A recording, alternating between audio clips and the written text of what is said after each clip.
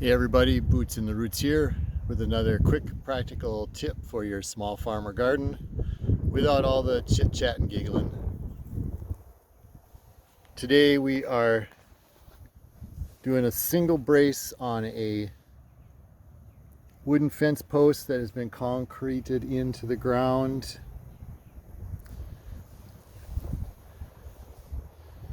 I'm not going to go over how to sink the pole, but I do use one of these Swanson levelers. This is an 8-foot post. I'm in the ground about 2 feet. Sometimes I go 27 inches. But get yourself to this point. If you are concreting, you would not need to do an H brace, which I don't do those here. Everything I do is concrete in the ground. And this is a real simple and easy method to get a single brace in. So real quick, let's go over some bracing mechanics. I made this little model here to show you what not to do. Imagine this is a fence post here, and you've got your bracing, and you often see a lot of people put their bracing way up at the top like this. So this is incorrect, especially if you're doing a high tension. Basically, this is your pivot point. Doesn't matter how great you have it anchored. Eventually that's going to give way as the wood shrinks, etc. And your fence is pulling this way. All the tension is below this pivot point here. So what happens is, over time, as this ground gets soft, the tension is pulling and it goes just like this. See that? It just pulled your fence post right out of the ground. You made a pivot point right here, and the only place this piece here can go is straight up.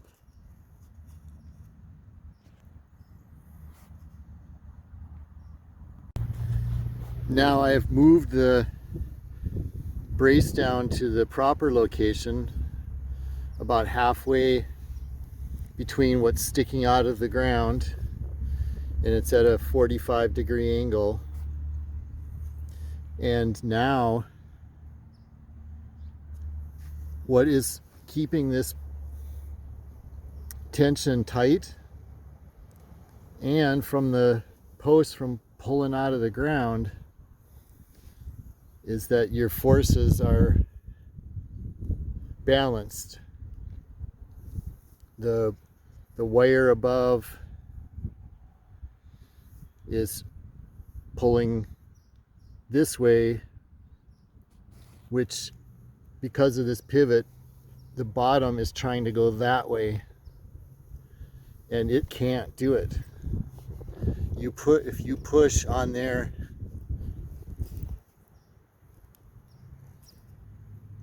it will not go that way.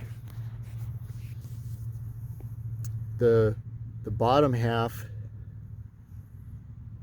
the tension, it's trying to pull this way, and now your brace is actually doing what it's supposed to do. This is trying to go this way, and the pivot point is trying to pull on the wire this direction, and the wire is tight and strong, so it can't go that way. So your forces are balanced and your brace stays put. Your pole does not come out of the ground. So you want your brace roughly halfway where your wire goes. So if you have a 6-foot post and you're putting on 5-foot wire, your brace would be halfway between the bottom of the wire and the top of the wire. But as long as it's somewhere in the middle, it doesn't have to be exact. So what you want to do is measure how much post you have out of the ground. So we'll just get this tape measure here. We'll just pretend we're measure how much post you have out of the ground, and find your halfway point to the peak of the brace. Okay. Then you're going to measure that same distance out, because you want a right triangle here. So you'd measure the same distance out.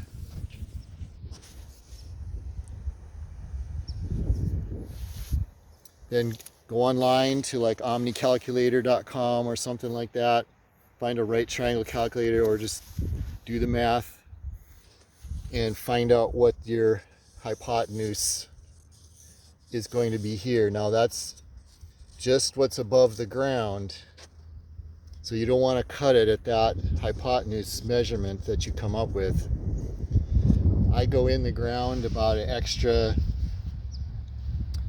I make the brace about an extra 10 to 12 inches longer than your hypotenuse number. Now, I'm in a no frost area.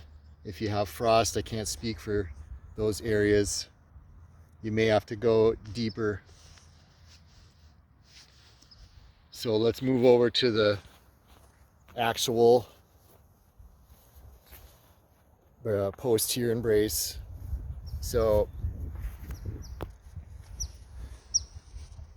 I mark on here where I would like to end up. Now I was off a little bit on this one, so I'm here at right around 33 inches off the ground,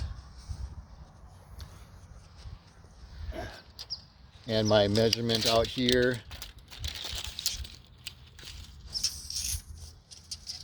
you can see I'm right at 33 inches where the brace would come out of the ground, basically. And I've dug this hole. I just go in at an angle with the post hole digger, and you want to go in at an angle, and then you want to dig out in front here, so that you're creating kind of a shovel almost like a angled piece there of concrete. This will be all filled in with concrete, and you're going to have an angle piece here that's actually trying to plow down into the ground. As it takes that tension, it'll be plowing down in. So you want to have this dug out. Oh, this is only about 3-4 inches in front. So on this particular one, I cut this beam here at 54 inches. You can see I'm about 10 inches further in the ground. So my hypotenuse was around 47 inches. So I cut it a little short. I should have gone to like 57, but I'm in deep enough here. Again, I don't have frost issues. So important to have your string line. You want to be really close here. You want to be touching or just a little bit off. So when your fence comes by here, this is not in the way. And you can also put a couple staples in here just to give it some extra strength. And then the string line runs down, and it's two posts past where I am connecting to. This is just an add-on piece here for our garden. And then we've got 4-inch deck screws going in here down at an angle like that. So the steps would be to cut this at a 45, and I just use a speed square and just lay it on there and cut that at a 45, and then I just use a skill saw. It doesn't cut all the way through, but just follow your mark, and then take a hand saw and just carefully cut the rest of the way.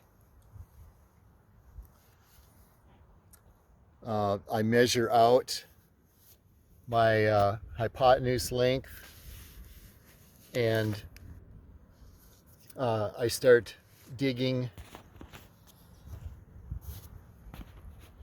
down at an angle, and this winds up being about, let's take a look here.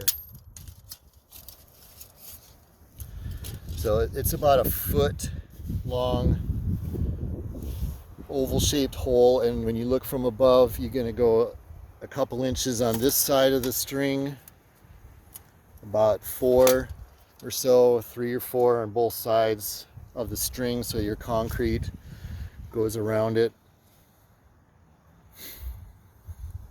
Okay, once the hole's dug and you slide this down in to the hole, you should come up to near your marks that you made on the post. Once you have that mark reached and you're tight here, you have a tight joint, I just kind of straddle it with my legs and kind of hold it in place, and then drive in the screws nice and tight there.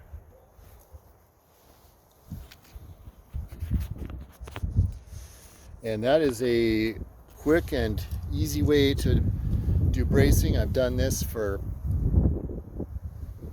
many years. I've never had a post pull out of the ground.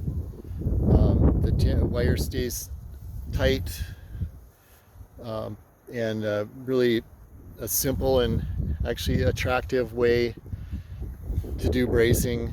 If you are not concreting, you would probably not want to do this. I mean, it does help, but you're going to probably want to do H bracing if you were just doing a tamped dirt installation. But for concrete, this works great, looks great, has kind of a rustic, westerny look to it. So what you're going to need is your tape measure, string line, digging tools, your drill, probably a bag to a bag and a half, 50-pound bag of concrete. These are 4-inch deck-mate screws, hand saw, circular saw, and of course some water. And just put a little water in your hole, dump in about half the bag of concrete, stir it up a little bit with a stick, dump the rest of the concrete, pour a little more water on that, and just kind of tamp it down underneath and all around and get it smoothed out on the top.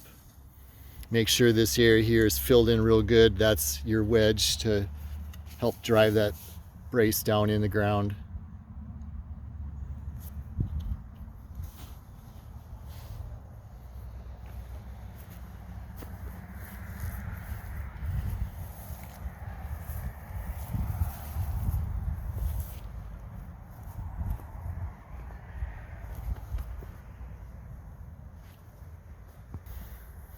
Hope the tip helped you out.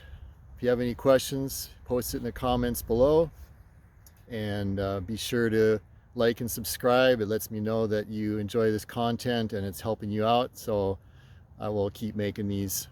Thanks, and we'll see you next time.